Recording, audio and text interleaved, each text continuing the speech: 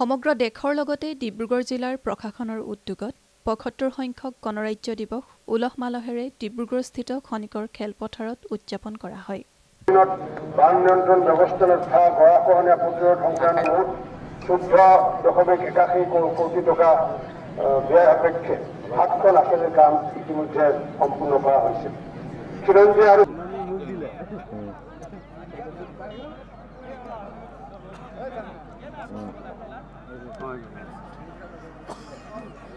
অনুষ্ঠানত প্ৰথমে শ্বহীদ বেদীত পুষ্পমাল্য অৰ্পণ কৰাৰ পাছত মন্ত্ৰীজনাই সামৰিক, আৰক্ষী আৰু অন্যান্য দলসমূহৰ অভিবাদন গ্ৰহণ কৰে। দলসমূহ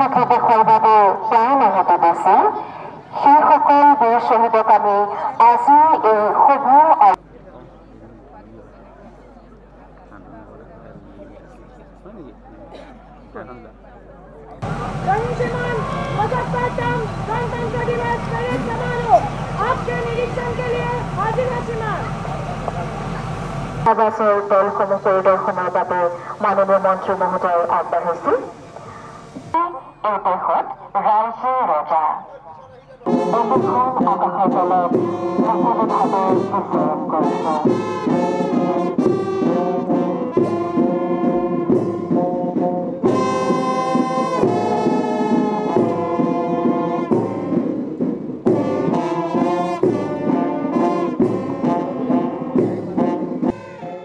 ইয়াৰ পাছতে মূল কাৰ্যসূচীৰূপে পতাকা উত্তোলন কৰি দেশৰ ঐক্য, সংহতি আৰু একতাৰ ওপৰত বিস্তৃত ব্যাখ্যা আগবঢ়াই এক বলিষ্ঠ পদক্ষেপেৰে বৰ্তমান চৰকাৰখনে দেশত প্ৰগতিৰ ক্ষেত্ৰত বিশেষ আগভাগ লৈ নানান কাৰ্যসূচী জনহিতৰ বাবে কৰি থকা আৰু অদূৰ ভৱিষ্যতে আৰু অধিক প্ৰগতিশীলভাৱে জনসাধাৰণৰ হকে কাম কৰি যোৱাৰ কথা উল্লেখ কৰে।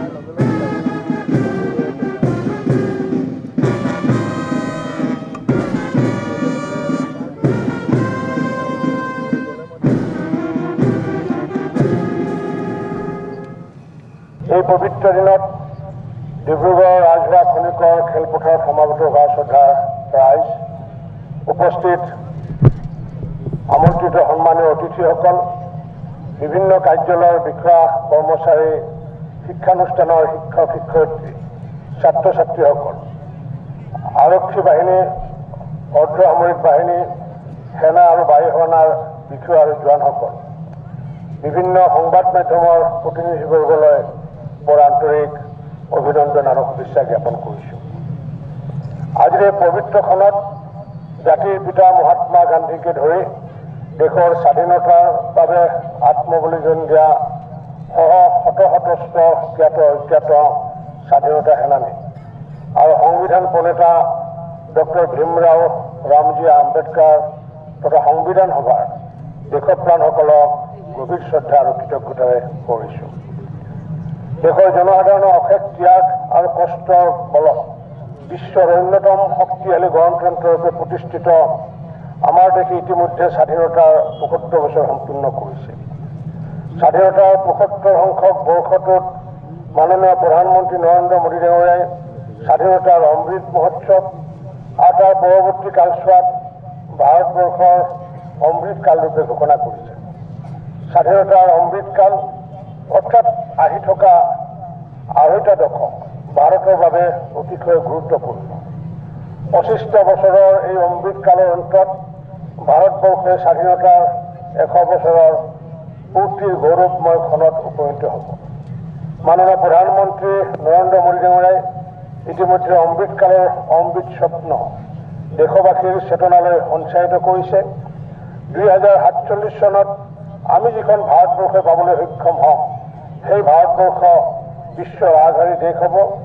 এই মহৎ আবেগে ইতিমধ্যে দেশখনৰ সৰ্বত্ৰ স্পৰ্শ কৰিছে আৰু মাননীয় প্ৰধানমন্ত্ৰী ডাঙৰীয়াৰ নেতৃত্বত ইতিমধ্যে কৰ্মসূচী প্ৰস্তুত কৰি সেই অনুসাৰে দেশৰ বিভিন্ন খণ্ডত অগ্ৰগতি যাত্ৰা আৰম্ভ কৰিছে। দেশৰ উন্নয়ন 5খন ৰাজ্যৰ শাৰীত উপনীত হ'বলৈ আমাৰ দূৰদৰ্শী আৰু কৰ্মদক্ষ মাননীয় মুখ্যমন্ত্ৰী ডক্টৰ হিমন্ত বিশ্ব শৰ্মা ডাঙৰীয়াৰ সবল নেতৃত্বত আমাৰ ৰাজ্যটো ইতিমধ্যে এক কৰ্মযজ্ঞ আৰম্ভ হৈছে। আমি সকলোৱে এই যাত্ৰাত সহযোগী হিচাপে আত্মনিয়োগ কৰিছোঁ বা কৰিব লাগিব।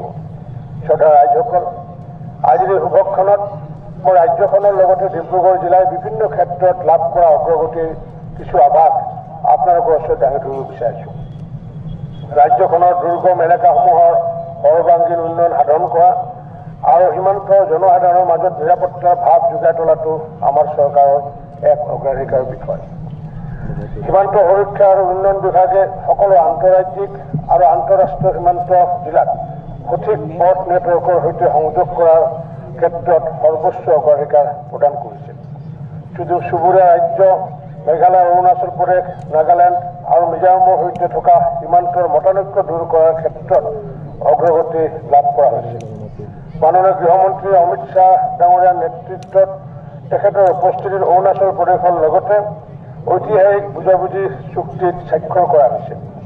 এই বুজাবুজিৰ চুক্তিয়ে দাবী কৰা 123খন গাঁৱৰ ভিতৰত 71খন গাঁৱৰ ক্ষেত্ৰত থকা মতানৈক্য সৌন্দৰ্যপূৰ্ণভাৱে সমাধানৰ পথ প্ৰশস্ত কৰিছে। ঐতিহাসিক চুক্তি স্বাক্ষৰৰ লগে লগে অসমত শান্তিৰ এক নতুন যুগৰ সূচনা হৈছে। 2023 চনৰ 29 ডিচেম্বৰত নতুন দিল্লীত স্বাক্ষৰিত আলফা চুক্তি হ'ল দশক ধৰি চলি থকা বিদ্ৰোহৰ অন্ত পৰাৰ এক সফল প্ৰক্ৰিয়া।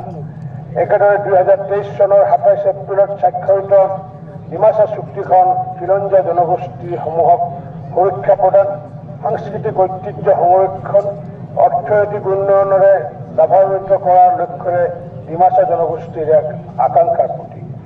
বৰ্তমান ৰাজ্য চৰকাৰে ন্যায় ব্যৱস্থাৰ সংস্কাৰ সাধন আৰু অধিক নাগৰিক কেন্দ্ৰিক কৰি তোলাৰ বাবে বিভিন্ন পদক্ষেপ গ্ৰহণ কৰিছে। নাগৰিকসকলে যাতে ক্ষিপ্ৰতাৰে আইনী সুবিধা আৰু ন্যায় লাভ কৰিব পাৰে এই বিষয়ত ৰাজ্য চৰকাৰে সৰ্বত্ৰ গুৰুত্ব দিছে। আপোনালোকে জানে যে আমাৰ চৰকাৰে দুৰ্নীতি ৰোধৰ ক্ষেত্ৰত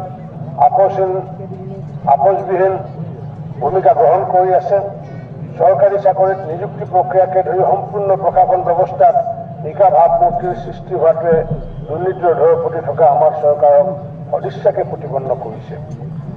অসম আৰক্ষী বাহিনী, অৰ্ধসামৰিক বাহিনী, NCC, স্কাউট, ডিব্ৰুগড় যান-বাহন আৰক্ষী বাহিনীকে প্ৰমুখ্য কৰি বিভিন্ন বিদ্যালয়ৰ ছাত্ৰ-ছাত্ৰীসকলে পেৰেডত অংশগ্ৰহণ কৰে।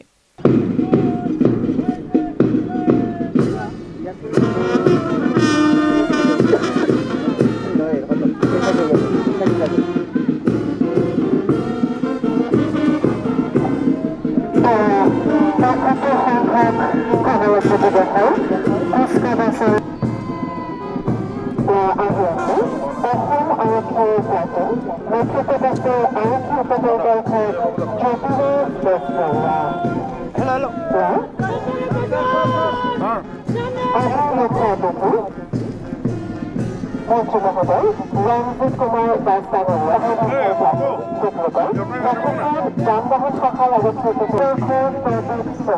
আৰু মন্ত্ৰী মহোদয়ক ৰাষ্ট্ৰীয় অভিবাদন প্ৰদান কৰিছে। নেতৃত্বত কেবিনেট সচিবে মন্ত্ৰী মহোদয়ক ৰাষ্ট্ৰীয় অভিবাদন প্ৰদান কৰিছে।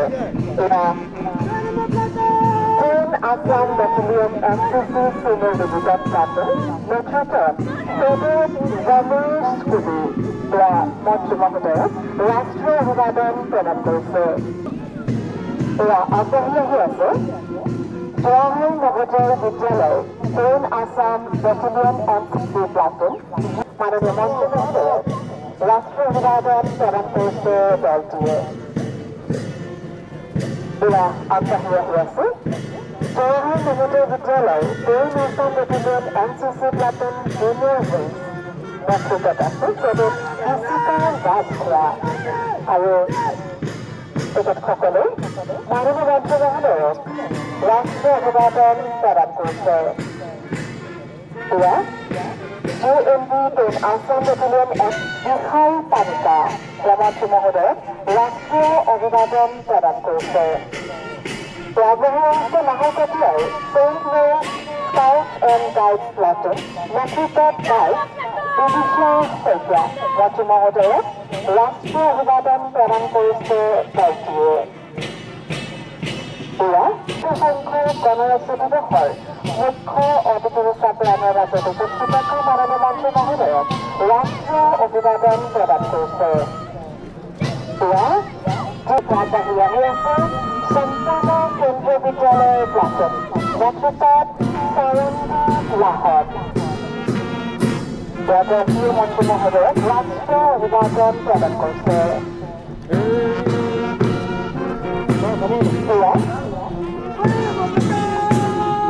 আমি সাধাৰণতে অনুষ্ঠানছো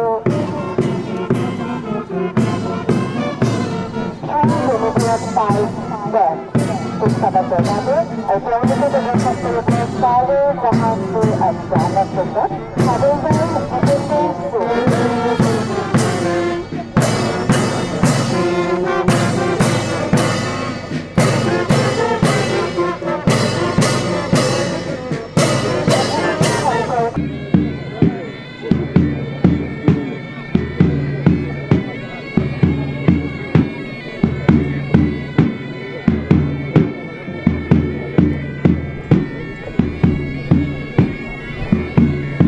ইয়াৰ উপৰি বিভিন্ন বিভাগীয় প্ৰতীকপথসমূহ প্ৰদৰ্শন কৰা হয়।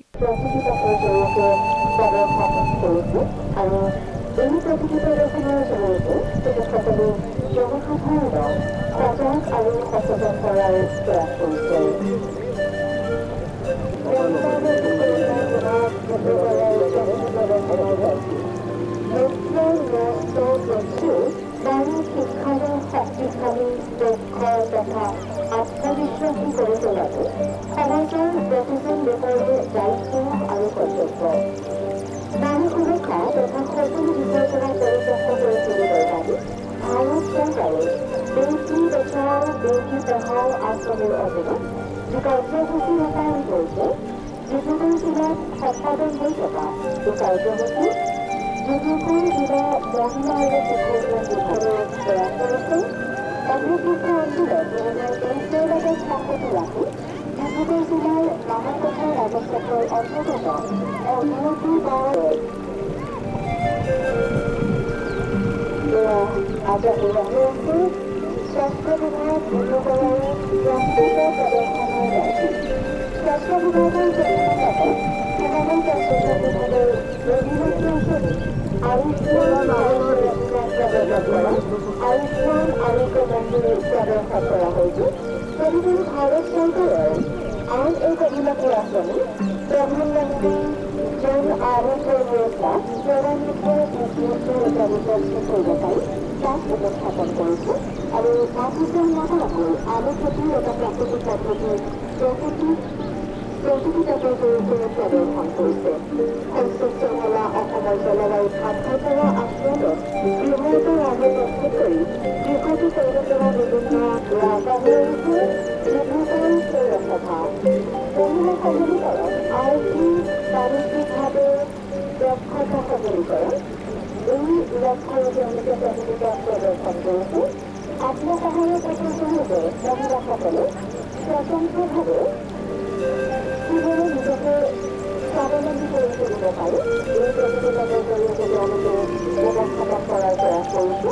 লগতে জনসভা দুচকীয়া আৰু চাৰিচকীয়া বাহন চলোৱাৰ ক্ষেত্ৰত ল'বলগীয়া সাৱধানতা যেনে সুৰক্ষণ নকৰাকৈ চলোৱা, দুচকীয়া বাহনৰ গাড়ী আৰু আৰোহীৰ হেলমেট পৰিধান কৰা, ফুটবল পৰিধান কৰা, নিৰ্দিষ্ট গতিবেগ নিয়ন্ত্ৰণ কৰা, নীতি নিয়ম মানি চলা আদি দিশত গুৰুত্ব আৰোপ কৰি জনসাধাৰণ ডিব্ৰুগড় জিলা প্ৰশাসনৰ দ্বাৰা অনুষ্ঠিত কৰা গণৰাজ্য দিৱসৰ মূল অনুষ্ঠানৰ শেষত এটি বাৰেৰহণীয়া সাংস্কৃতিক অনুষ্ঠানৰ অনুষ্ঠিত কৰা হয়।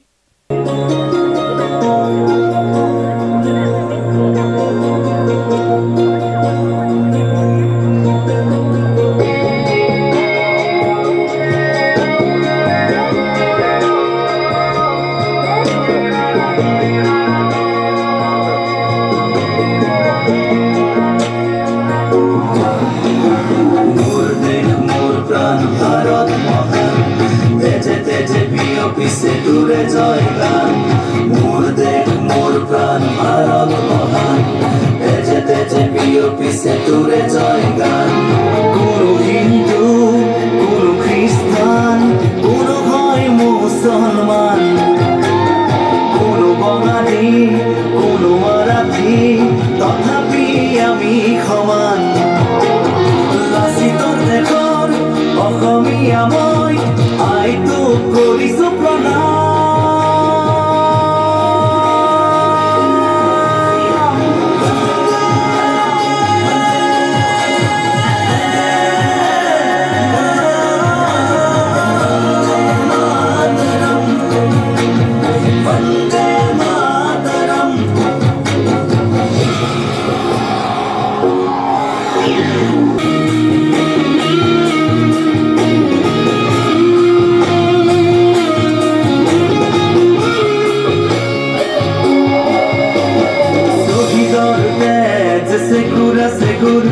গঢ়িলে বাধাৰ প্ৰাচীৰ গঢ়িলে বাধাৰ প্ৰাচীৰ কত ধুমুহাৰ গতি দুৰ্বাৰ কতবাৰ ধৰিলে ভেটি কতবাৰ ধৰিলে ভেটি বিশ্ব বন্দিত আই তোৰে নাম গৰ্বিত অভিভূত তোৰে সন্তান আই তোক কৰিছো প্ৰণাম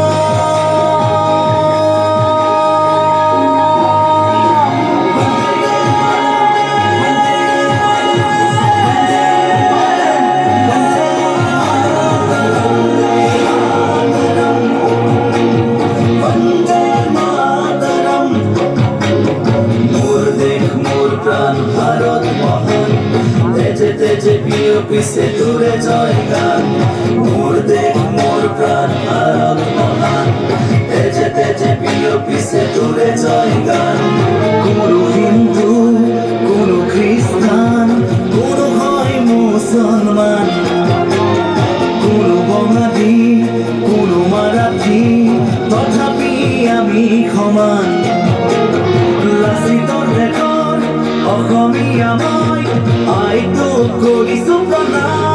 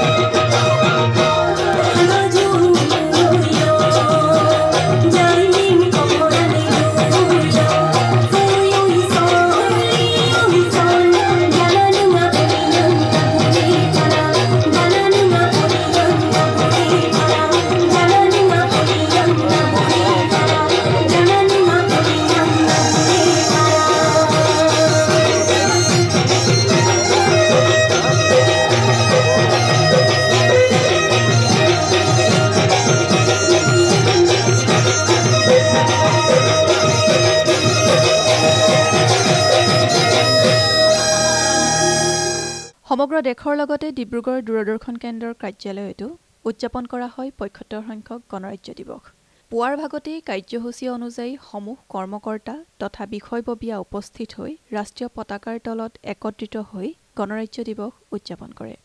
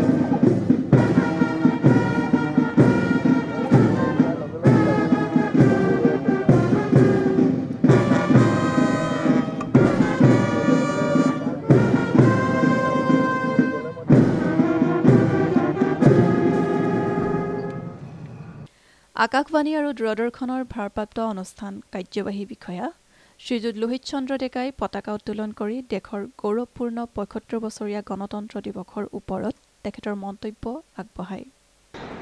আজি ভাৰতবৰ্ষৰ গণতান্ত্ৰিক দিৱস। এই গণতন্ত্ৰ দিৱসৰ দিনা আমি ভাৰতীয় হিচাপে বিশ্বৰ আগত মূৰ তুলি থিয় হ'ব পৰা স্বাধীন দেশৰ নাগৰিক হৈছোঁ। 1947 চনত যেতিয়া নেকি ভাৰতবৰ্ষ স্বাধীন হ'ল, স্বাধীন হোৱাৰ পিছত আমাৰ কোনো সংবিধান নোহোৱাৰ বাবে আমি এখন ব্ৰিটিছৰ যুগৰ আইনৰ অধীনৰ হৈ আমাৰ স্বাধীন ভাৰতবৰ্ষৰ শাসন চলোৱা হৈছিল। কিন্তু ইতিমধ্যে ভাৰতবৰ্ষৰ সংবিধান সমিতি গঠন কৰি সংবিধান ৰচনাৰ দায়িত্ব ভীমৰাও আম্বেদকাৰজীৰ লগতে এখন সমিতি গঠন কৰি দিয়া হৈছিল আৰু তেওঁলোকে আমাৰ সংবিধানখন ৰচনা কৰি বহুকেইটা শুনানিৰ পিছত 1949 চনত আমাৰ সংবিধানখন গ্ৰহণ কৰা হয় আৰু 1950 চনৰ 26 জানুৱাৰীৰ পৰা ই সমগ্ৰ দেশতে বলবৎ হয় আৰু সেইকাৰণে 26 জানুৱাৰীৰ দিনটোক আমি ভাৰতবৰ্ষই সাৰ্বভৌম গণতান্ত্ৰিক ৰাষ্ট্ৰ হিচাপে আমি স্বীকৃতি লাভ কৰোঁ। সমগ্ৰ পৃথিৱীয়ে আমাক এখন সাৰ্বভৌম ৰাষ্ট্ৰ হিচাপে স্বীকৃতি দিয়ে।